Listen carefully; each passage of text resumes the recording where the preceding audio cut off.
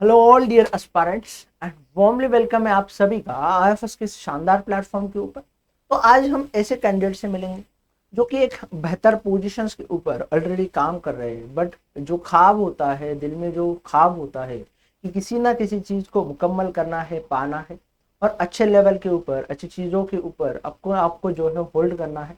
वो जो लाइन हमेशा हमें सुनने को मिलती है कि ये दिल मांगे बस उसी तरीके से मेहनत करने के साथ साथ अपने बिजी शेड्यूल के साथ डेडिकेशन, हार्ड वर्क और सैक्रिफाइसेस से इन्होंने इस सक्सेस को जो है वो हासिल किया है और सीएसआईआर नेट जैसी एग्जाम्स में एक बेहतर रैंक के साथ जो है क्वालिफाई हुए हैं। तो जानते हैं उनकी जर्नी को, उनकी जर्नी क्या रही, उसी के साथ साथ उनकी प्रिपरेशन क्या रही और भी बाकी बातें, उनका एक्सपीरियंस जो है वो हमारे साथ शेयर करेंगे। तो मुझे पूरा यकीन है कि जो भी नए एस्पिरेंट्स होंगे उनके लिए जो है ये बहुत हेल्पफुल होने वाला है। उसी के साथ साथ उनको बहुत सारे अप्रोच स्ट्रैटेजी भी यहाँ से मिल जाएगी। तो सेशन के अंत तक जो है आप लोगों को बने रहना है। तो हेलो दोस्त। हेलो सर, जय जगन्नाथ। जगन्नाथ। तो मुझे थोड़ा अपने बारे में बताइए। सर, मैं सुभश्री सुभस्मिता खिलर हूँ और मैं एक पीजीटी जूलॉजी हूँ जो कि post graduate teacher state government Orissa में काम करती हूँ। तो मैंने 2018 से काम किया हुआ है और उसके बाद मैंने डिसाइड किया कि नहीं, मुझे अभी नेट की प्रिपरेशन करना चाहिए। तो सेल्फ स्टडी के साथ साथ मैं जो हूँ नेट की प्रिपेयर करती रही और कंटिन्यूटी के थ्रू मैं कंटिन्यूअस एग्जाम अपेयर किया मैंने। उसमें मैंने 2-3 बार परसेंटाइल आसपास भी रहे, 90 के आसपास भी रहे। जैसे कि मेरा कैटेगरी ओबीसी एनसीएल में था, तो 2-3 बार 87-89 परसेंटाइल ऐसे कुछ में भी रहा। और फाइनली इस बार मैंने सीएसआईआर नेट लाइफ साइंस में एलएस में ऑल इंडिया रैंक 66 में क्वालिफाई की हूँ। ओके। तो आपने क्वालिफाई कर लिया। अब मुझे ये बताइए कि आपका रैंक क्या रहा है इस एग्जाम्स में। 66। All India rank 66। जेआरएफ या एलएस में। एलएस में sir. Big congratulation to you from my and और पूरे thank you IFS sir. Family की तरफ से। थैंक यू सर, मैं ये जो सक्सेस है ये पूरा आईएफएस टीम को देना चाहती हूँ, डेडिकेट करना चाहती हूँ, क्योंकि उन्हीं के थ्रू मैं जो हूँ अपना सक्सेस देख पा रही थी और मैंने अचीव भी किया। ओके। तो वंस अगेन थैंक यू। आप लोगों के प्यार से, आप लोगों की जो रिस्पॉन्सेस है, सारे बच्चों से मिलके ही आईएफएस बना है, आईएफएस फैमिली बनी यस है। सर। तो मुझे ये बताइए, इतना बेहतरीन आपका रैंक रहा है तो यकीनन जर्नी जो है वो भी शानदार रही होगी। तो थोड़ा अपनी जर्नी जो है हमारे साथ शेयर कीजिए, आपकी जर्नी कैसे रही। सर, वैसे तो मेरा हमेशा से गोल था कि मुझे कैसे भी करके वो क्वालिफाई करना है। और बहुत सारे हडल्स भी आए मेरे लाइफ में इसी बीच। हाँ, लेकिन उसको सारे को ओवरकम करके मैंने हमेशा ये कंसिस्टेंसी था मेरा कि आईएफएस चैनल में जुड़े रहना। और उससे पहले मुझे पता नहीं था, जब मुझे यूट्यूब में ऐसे सर्च करने लगी तब मुझे आईएफएस चैनल के बारे में पता चला। तो वहीं से मैंने जो है स्टार्टिंग की अपना सिलेक्ट करना, जो पहले जो स्ट्रेटेजी था, जो 13 यूनिट से मुझे कितना यूनिट चूज करना चाहिए और क्या क्या मैंने अपना जो है स्ट्रॉन्ग टॉपिक्स को डील किया कि कौन सा मुझे चूज करना चाहिए कौन सा नहीं, वो पहले क्लैरिफाई किया मैंने। और जो भी टॉपिक में मैं स्ट्रांग हूँ उसी टॉपिक पे फोकस रह के और उसी के पीवाई क्यूज मैंने ज्यादातर सॉल्व किए।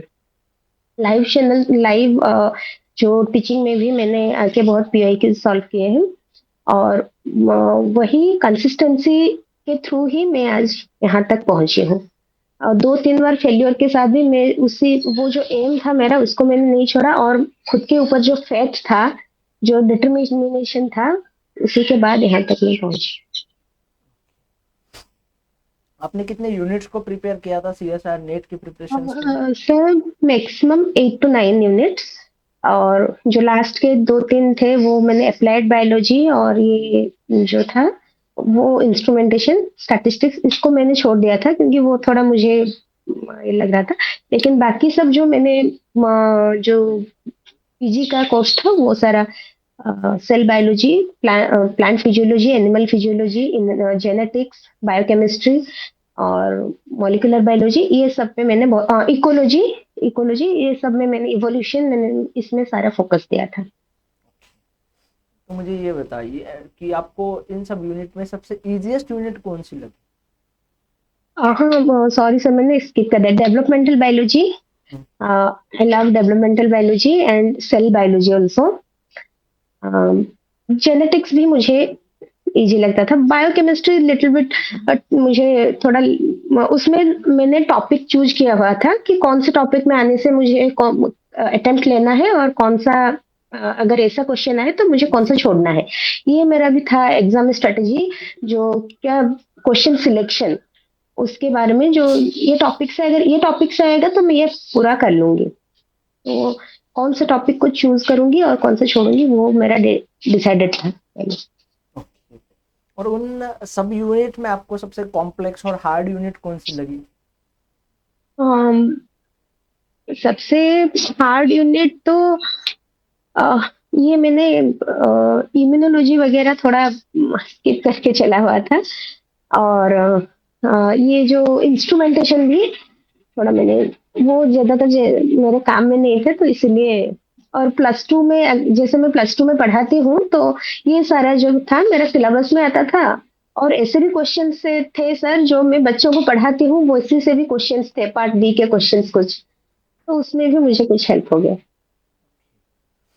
तो मुझे ये बताइए कि आपका मोटिवेशन क्या रहा है इंटायर जर्नी में? और मुझे और एक बात पूछनी है आपसे कि भाई सी एस आर नेट को ही क्यों चुना आपने?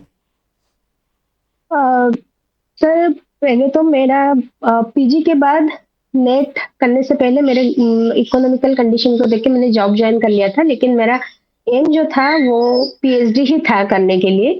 पीएचडी फिर जाके असिस्टेंट प्रोफेसर ऐसा बनने के लिए, लेकिन फिर बीच में मुझे थोड़ा घर को देखने के लिए ज्वाइन करना पड़ा। तो लेकिन मेरा एम जो था वो डिटरमाइन था कि मैं class one officer, assistant professor के लिए कभी ना कभी करूंगी। लेकिन वो फिर चलता गया जर्नी।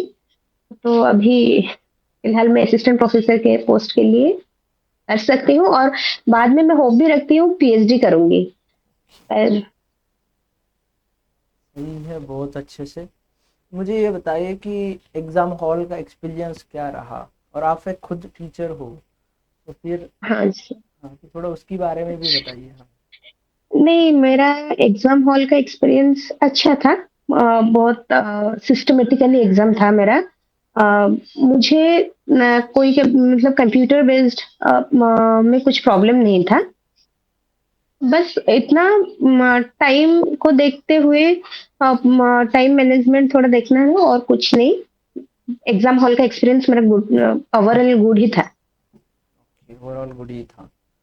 अब मुझे हाँ। ये बताइए कि ऐसी क्या तीन चीज़ें आपको लगती है, लगभग आप 2018 से एक पीजीटी टीचर है, गवर्नमेंट पोजीशंस के ऊपर काम कर रहे हो, और हाँ स्टिल जी। 2024 में आपने इस एग्जाम्स को क्वालिफाई किया है, लगभग 6 साल।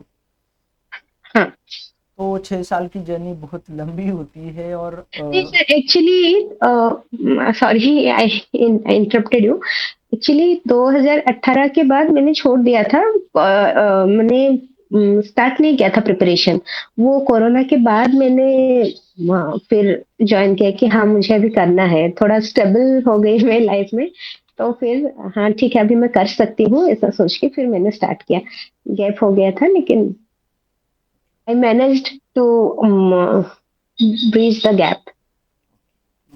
मुझे ये बताइए अ, कि आप इतने साल से अच्छे से लेवल के ऊपर अच्छे एक टीचर बन के काम कर रहे हो, तो आपका उसके रिगार्डिंग कुछ कहना है क्या? क्योंकि मैं जितने सारे कैंडिडेट से मिल रहा हूँ जब से रिजल्ट लगा है, तो बहुत बच्चों का जो है वो ड्रीम है कि असिस्टेंट प्रोफेसर बनना है। तो थोड़ा अपना वो एक्सपीरियंस शेयर कीजिए टीचर लाइफ वाला।